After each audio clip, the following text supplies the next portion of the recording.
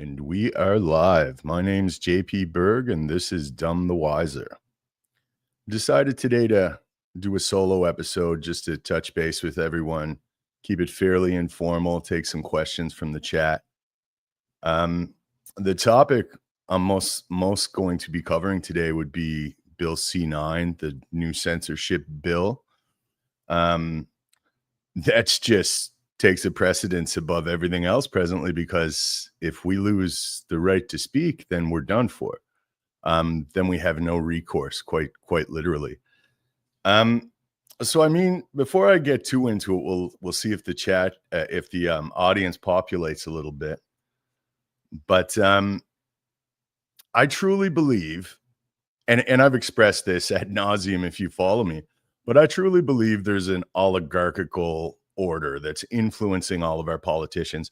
Most of our politicians are essentially, in my eyes, political constructs.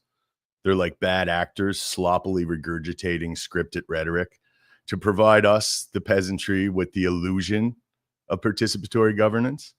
So with that said, taking a broader view and just looking through the Western democracies and all of the various detrimental policies the ruling class is imposing upon the citizenry, it kind of lends credence to that assertion. Because I mean, if it was happening in a vacuum in Canada, you know, we could attribute it all to incompetent politicians or bad policies or bad direction. There's a plethora of potentialities, but it's not. It's essentially it's occurring everywhere. And when we look as Canadians, when we look to places like the UK specifically, we could see that they're farther along with whatever this agenda is that's being implemented. The weaponized mass migration utilized in conjunction with the Cloward Piven strategy, kind of the two-tier justice system. We're starting to see a little bit of that now in Canada too. They really want to put emphasis on what divides us. And they want to divide us based upon every variable metric, right? Like in Canada, there's Canadians like Gen Z are blaming the boomers. Indigenous Canadians, native-born Canadians are blaming the immigrants. Now, the weaponized mass migration is a massive problem, but it's certainly not necessarily these immigrants that have where we should put our anger. It's to the government that facilitated it. Now, with that said, many of the temporary foreign workers, anyone here illegally, they're going to have to go home. That much is very much clear. But I'm off on a tangent already. But I mean, to get back to the core premise, we've seen what Starmer done, Keir Starmer in the UK with the censorship. So I mean, basically, any deviation from Starmer's orthodoxy, the rigid and radical progressive orthodoxy, neoliberal, any deviation from that will be construed as mis, dis, or malinformation. And it won't be tolerated. Any reasonable criticisms to their immensely detrimental migration policies, that will be hate speech. And I mean, that's what they're doing. When subjective or determinative language is utilized for legislation, then it's just rife to be exploited. That's true of anything, but I mean, we're seeing that now, right now. And I warned everyone endlessly on this. The first thing the Carney regime is going to do when Parliament comes back in is introduce a hate legislation, a repressive censorial bill, and they did. I thought they would just rehash Bill C-63, but they have Sean Fraser. And Sean Fraser, did you see how uncomfortable this man was? Like he was taking questions on it. I seen it in a little I guess the where they ask questions, the mainstream journalists, a media scrum, I guess that's what I was trying to think of. But I watched them and they all just look so uncomfortable because, like, when I'm observing this, I truly believe that they know what they're doing. They know they're imposing things that go against our Constitution, that go against our very way of life in every sense. They're trying to skew that by saying, "Oh, well, it's hate speech." But what is hate? Hate is a subjective emotional reaction. It's an emotional response. You can't what one person hates, someone else loves. It's just so ludicrous that we're even entertaining this. I had an argument on X with the leader of the Liberal Party in Alberta. I forget the gentleman's name. And he was trying to, this is a lawyer. he was trying to actually make an argument for this being reasonable. And I had to call him out on how disingenuous he's being. If anyone knows how dangerous legislation such as this could be, it would be a legal professional or people that have studied law. It's just absolutely mind-boggling to see how many people are just going along with this. But we're very fortuitous as Canadians that we have the UK to look to as an example of essentially exactly where we're going. That's the trajectory Carney is putting us on. Yeah, it's just wild. We know what's going to happen. Keir Starmer's arrested tens of thousands of British citizens for social media posts, liking a meme.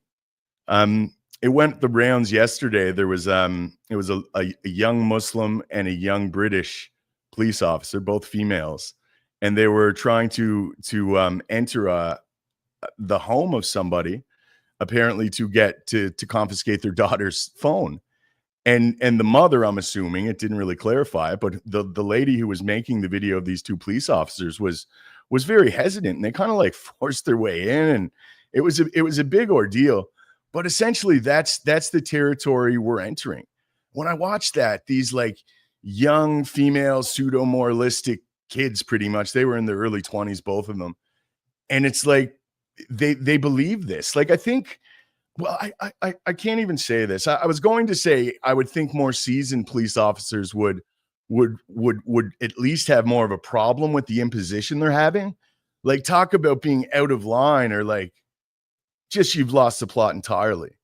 And that's another great point to be made. Like, man, if you're a police officer and you've become the tip of the spear for an authoritarian government to be utilized against your neighbors and their freedoms, then I mean, I don't know. Like who are you serving? And I grasp that's kind of the way it goes, that you hear that classic line, we're just doing our jobs. I'm just doing my job. If doing your job is being the tip of the spear for an authoritarian government against your morals and against your neighbors, then I mean, hey, maybe you need a new job. Because that's the same things that were uttered by the people that committed the worst atrocities known to humanity. That's the same thing the Nazis said at the Nuremberg trials. Just following orders, chain of command.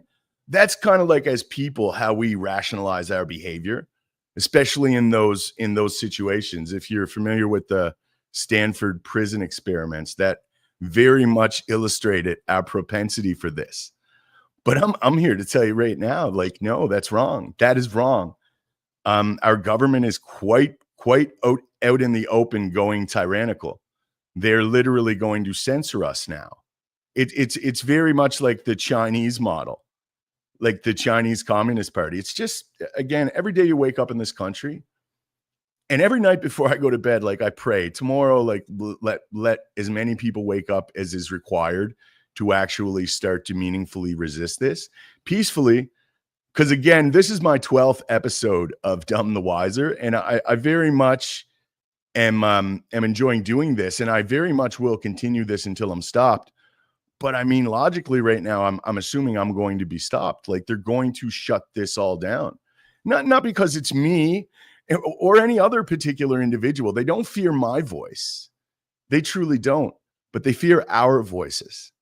And when our voices unify and resonate through this country, or this post-national globalist district, whatever you would even refer to it as now, when that occurs, then we'll see change. So, I mean, the fact that we can all take to social media and openly criticize the regime, that's representative of a major problem, a major problem that they're going to be desperate to circumvent, hence Bill C-9. And they can get up there and stagger around clumsily and sloppily regurgitating their scripted rhetoric, being nervous, like Sean Fraser, who's just not cut out for this. Let's be honest. The man is not cut out for this. And he's scrambling through his papers, and he's looking, and he's, oh, well, that's on page. It's like, and the mainstream media, the media are supposed to be the fourth estate. Their role, the whole premise, it's predicated on digesting the complexity of our political system and presenting that, disseminating that to the populace in a form where they can understand it. So, I mean, they're obviously not doing that. But just to see these like softball questions being tossed, just to kind of perpetuate the performative nature of the whole thing from the complicit mainstream media, and these guys are scrambling.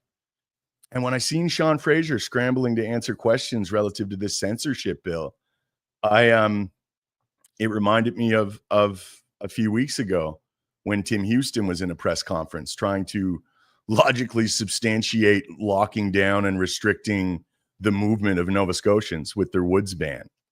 I mean, we're watching our country being transitioned into something unrecognizable. We're all watching it.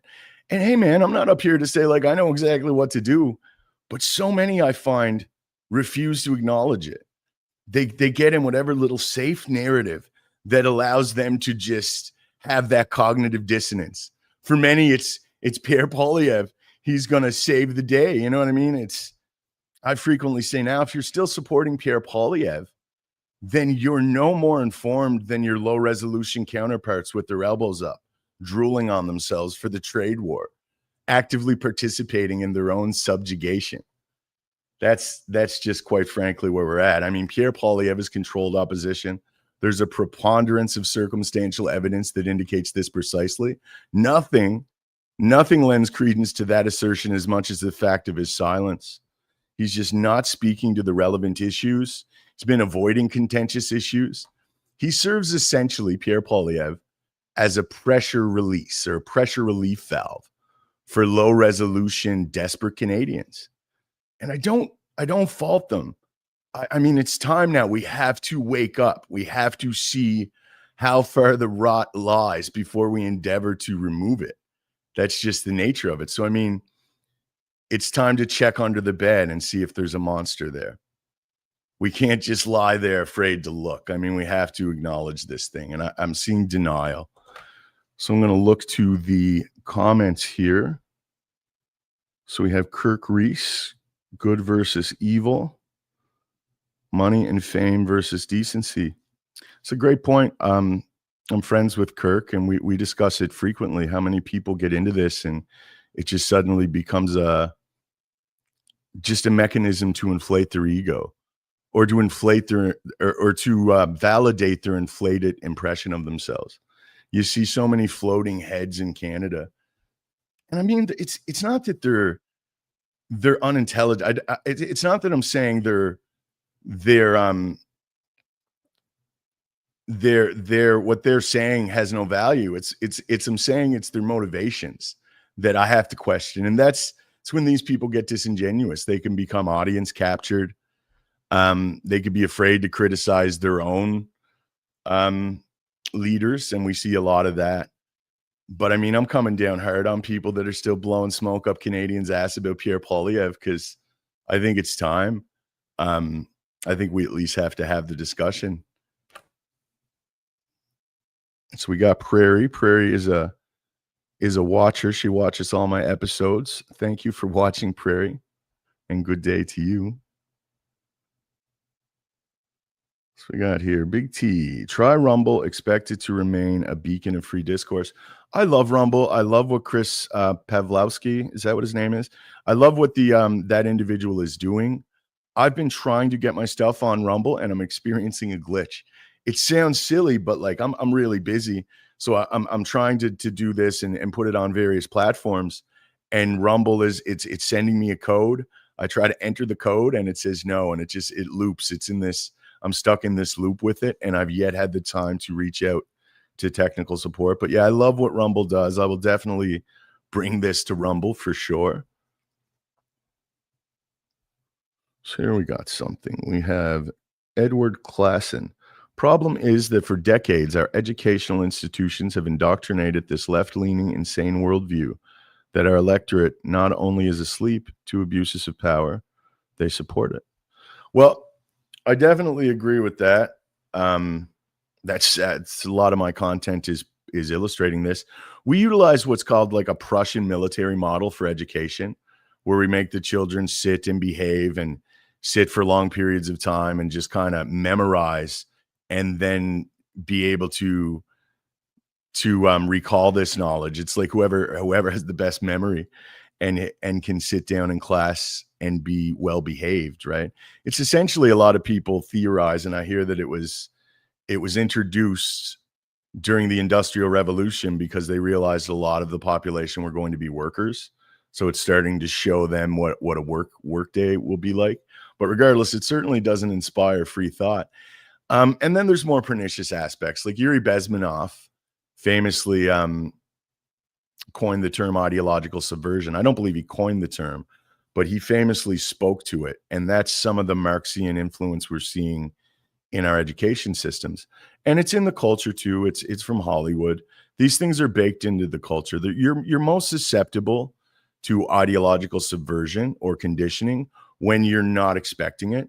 So as opposed to watching the news, when you're watching like a television program, a situational comedy, and they're setting up these conceptual framings or these kind of subtle changes in the way the collective perceives an issue. The situational comedy is the best to reference because you have that model. It's the buffoonish male, the kind of masculine wife, or the wife that saves the day, not with the help of her husband, kind of in spite of his buffoonishness. And it's kind of representative of the emasculation. That's what I read when I see it. And that model is just, that's kind of the formula for these situational comedies. But then you get into academia and you get into the influence of critical theories and critical pedagogy, Marcusean critical theory. And then that kind of turned into critical race theory, Angela Davis. And then Kimberly Crenshaw turned it into intersectionality, which is kind of like a convergence of these various intersecting identity groups, right? It's so convoluted. It's so far from the plot. It's just, it's really silly to me. And you're absolutely right, Edward. That is the biggest problem. All ties back to education. And while we're teaching our children all of this fallacious Marxian nonsense, we're not teaching them like basic philosophy, an introduction to philosophy, epistemological, like truth. What is truth? Like, because these things are really huge, man. Because we also push a secular viewpoint, a mechanistic materialist viewpoint. There's no broader meaning. Everything's cause and effect. You're some kind of cosmic accident from a big bang, and you have no inherent worth or meaning. It's postmodernist, right? And once you move away from God, you're moving away from morality. Then morality is more ambiguous. It's more open to interpretation. And that's kind of postmodernism. That was quite the convoluted answer there, Edward. I hope it covered some of the topics you were getting at. That's about it for the chat. But yeah, that's where I'm at today. And I'm watching in Canada this right left thing just become more polarized. And in Canada, the left very much outnumbers the right. And you're seeing like I've seen some Charlie Kirk vigils in Halifax, my city. They were overwhelmed by Antifa people. And Antifa will not be designated a terrorist group in Canada because they're essentially Soros foot soldiers. They're organized by like NGOs, and they want to destabilize. It's like political terrorism, really. And it truly is. We've seen it with Toronto with the September 13th protest. I mean, they just overwhelm you with their numbers. And I guarantee you lots of these people are paid protesters. This is how it's been happening in America. That's why Trump is taking those measures. Not that Trump is perfect, but I'm not going to get to that. But I'm watching people like this Dean Blundell. I believe he's a radio personality. I mean, I don't listen to the radio anymore. It's like a Howard Stern wannabe, a Canadian Howard Stern wannabe. And he just thinks he's so intelligent. He attributes everything to his aptitude or his perceived aptitude, and everyone else is just dumb. They're those dumb maggots. And he exemplifies this tribal identity that occurs, right? When you get that far on either side of this political dichotomy, when you could look at someone and you don't see a human being, when you can look at someone and you see just a member of an outgroup, and you can dehumanize them. And when you're dehumanizing them, you could do a lot worse. You can rationalize really hurting these people. And that's when we lose it. Like if your political identity, if any group identity is obscuring your humanity and you're trying to justify these atrocities, then you've just lost the plot. I don't care where you are politically and what your perceived justifications for this attitude. It's disgusting. And this Dean Blundell guy, like, he's employed by someone, like, I really don't know if anyone in the chat knows, like, who is he? I've interacted with him on X a little bit, but my God, he's just a deplorable human being. And it's on full display. I get it. He's a troll. He's rage farming a little bit, but like, my God, have you no humanity at all? The foul things he's saying, it's unbelievable. It truly is. And I'm not smiling because I'm being, discompassionate about it. I'm smiling because I have to utilize levity to not feel that disgust myself. I am a Catholic. I'm Christian. I don't try my best. Now I'm only human and I'm very flawed, but I try my best not to harbor those emotions, because they just lead you to becoming what I see as evil. And that's what it is. You've seen with this Charlie Kirk thing, it just exemplified the polarization. It truly put an emphasis on how divided we feel we are. I'm not saying there's not true reasons for division right now. I get it. There's some big things we're trying to figure out. But I often say this line, like, we can have unity without ideological uniformity. Everybody doesn't have to think the exact same way. There was a time not long ago where we understood this inherently, and we were more civil with one another. And I do understand what's happening. I'm not trying to make these broad statements that are kind of separate from the moment, the zeitgeist in Canada. But I just can't help but watch it and just think we're all being manipulated. And when I look at this, whatever this is that's going on in the whole world, I see evil. And I don't think we defeat evil by becoming more divided. I just don't. So, I mean, you can keep that in mind.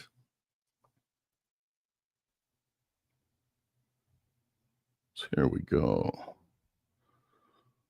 Cold Deck. Up to this point, I thought Canada is changing from what I grew up in. I'm starting to think the ethos has never been what I thought. There's a lot of people coming to that conclusion. I was a big proponent of the 51st state when that first came about. I got really caught up in that. And I still think that's probably, for Canadians, for my neighbors, my family, my loved ones, I think that's our best bet. And that's who I try to consider with all this. I'm not Canada first. I think Canada has become a post-national globalist district. Canada has become a resource/labor colony. We've been transitioned from citizens into indentured employees of this depraved corporation. Canada in name only to me. But I am Canadians first, my people. I mean, I'm all about my people. Like, how can we not be? Like, we're up against it here, man, and we're being divided. We're being gaslit in a million directions. Like I referenced earlier, like the division in Canada, it's like you don't even know where to get on it. It's like the right versus the left, the old versus the young, the racialism that's occurring. There's ethno-nationalism now. There's immigrant groups that are just they're all their own separate special interest group, these powerful voting demographics. It's balkanized. The weaponized mass migration has balkanized Canada. It truly has. We don't have, like, people utilize the term multiculturalism. I never saw Canada as that. Now, we were multiracial, but we were unicultural. We were Canadians throughout my lifetime. And I have Indian Canadian friends and Asian Canadian friends. I don't get into all the politically correct shit. I really don't. And I see what's happening. I really do. That's why we're seeing more white Canadians actually mentioning their race and stuff. This is not anything we heard 20 years ago. You really didn't. But as a group, white Canadians are feeling definitely like they're being attacked. They're the scapegoat. And it's the premises of a lot of these ideologies are predicated on this fallacious conception of Europeans being this irredeemably flawed colonialistic devil, or these white devils that just everything that we've built was predicated on subjugating marginalized groups. And that's just not the story of the West. I'm not going to get into that in its entirety, but I will recommend anyone. Thomas Sowell really debunks this thoroughly. If you read Black Liberals, or Black Rednecks and White Liberals was the book I was trying to think of. But even if you don't read, you can go on YouTube and check it out. There's so many people that put slavery in perspective. This was not something that was unique to European culture. But I'll tell you what was unique to European culture, and this kind of flips that story entirely around, is it was the Christians and the British that actually ended the practice. And that was the first time it ever happened. That was like blanket. We made it illegal and imposed it at great loss to Britain. Britain did that. So, I mean, you got to think, one thing you have to be hyper aware of, especially in this moment right now where everything's hyper politicized, is that everything is framed. When you study history, when you study anything really, you have to realize that these are someone's interpretation. Like we're listening to an interpretation, and things are infinitely complex, irreducibly complex, beyond our comprehension in very many ways. So when things are reduced to this very convenient framing, and then you're fed it, like question that for sure.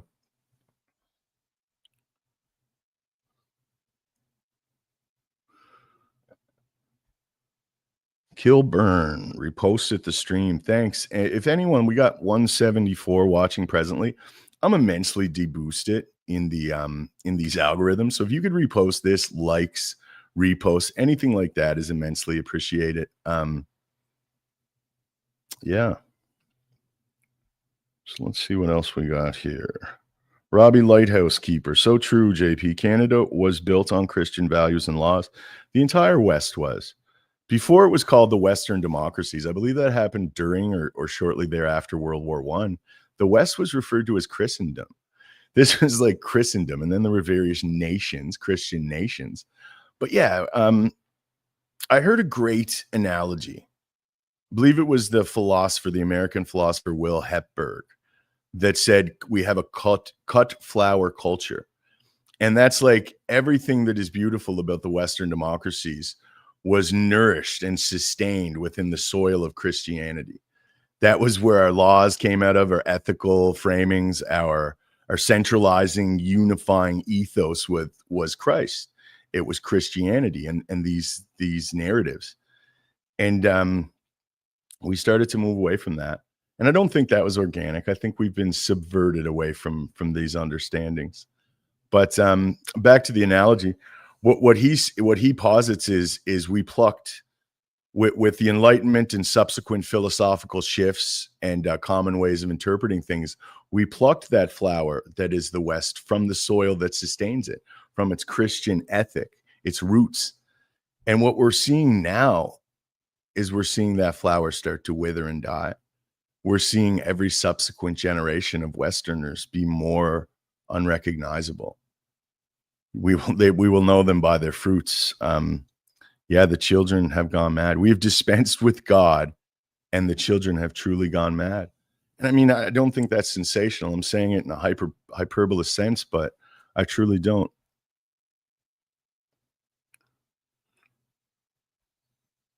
Reduced to slogans. I'm not sure in what reference that is, but if you're talking about Pierre Poilievre, yeah, we're reduced to slogans. Feckless sloganeering rhetoric is what we received from Pierre. But it would be a good time now to tell you guys about a new project I'll be doing with my friends Payman Ascari and Chris Erickson. It's a podcast.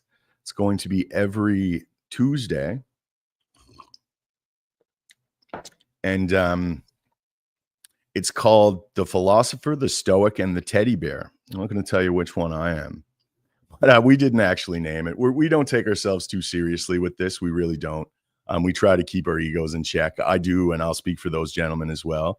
We're very humble in approaching all this. So someone in the chat during our last episode had suggested that, not for a title, just said that, and we thought it was funny. We required a title, so we thought that would make sense.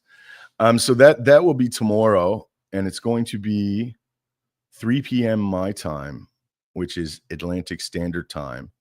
So 2 p.m. Eastern Time. That's when it is. I will double check on that, and I will post it commented under this stream, this post. But I'm not seeing any more questions come in, and we're at the half hour mark. So, yeah, that's where we're at. Our biggest concern, if I had to pick one thing as a Canadian for you to presently be concerned regarding, it would be the censorship. That's the hill, man. That is the hill. If we lose that, if we lose our right to express ourselves and communicate and network, then we're all the way into totalitarianism. Then we are truly absent recourse.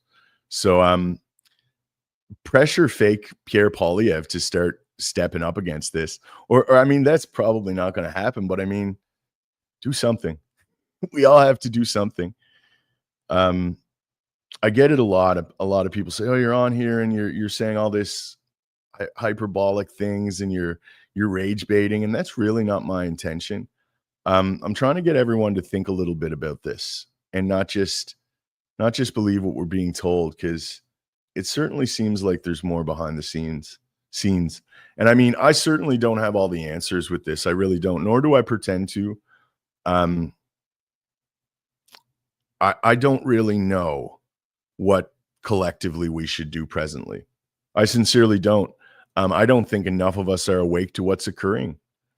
But if we're going to be united in anything, if we can find one collective issue to be united regarding, it's Bill C9. Nobody wants that. Nobody wants the government figuring out what you should and can be able to speak about. That's kind of next level. And we're seeing these impositions now in Canada. So thanks for tuning in. My name's John Paul Berg. This is Dumb the Wiser, and you guys are great. Thank you. Cheers.